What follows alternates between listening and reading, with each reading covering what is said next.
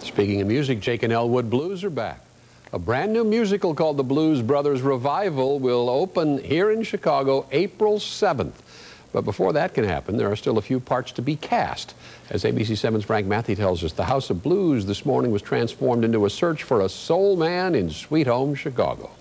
Back to that same old place, Sweet Home Chicago. It was an open casting call for old John Belushi or Dan Aykroyd lookalikes, soundalikes. And the lobby of House of Blues was Blues Brothers by the dozens.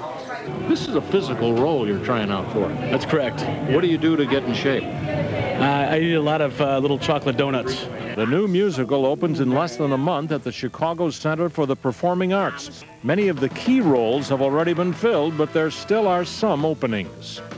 We're looking for understudies and eventual principal roles for the Blues Brothers, Jake and Elwood characters here in Chicago. The Blues Brothers Revival is, of course, yet another chapter in the extremely successful story of Elwood and Jake Blues, played by Dan Aykroyd and John Belushi. Both of them discovered by Joyce Sloan of Second City fame.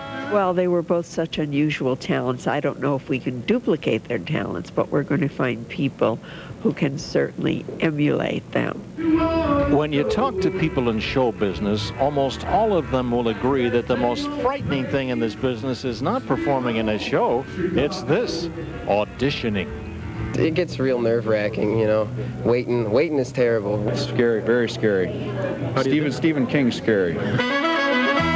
But not too scary to perform.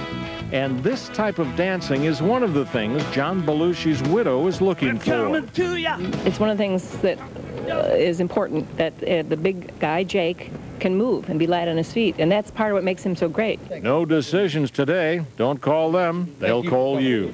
Frank Matthew, ABC 7 News.